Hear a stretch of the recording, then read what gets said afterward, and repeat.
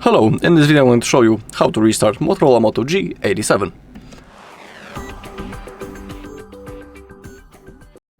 Okay, we have 2 methods how we can restart our Motorola. First and the recommended method is a reboot using the power menu. To do it, we gotta click the power key and volume up to launch the power menu, just like that.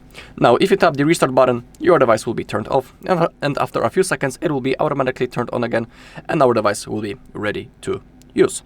When it comes to the second method, it's the forced restart, and it's recommended, for example, when our whole device is lagged, frozen, basically when it's unresponsive, the touch screen doesn't work, for example, and we cannot do anything.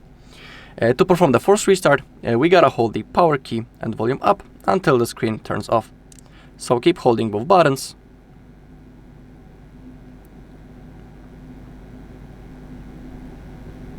And when the screen turns off, we can release both buttons.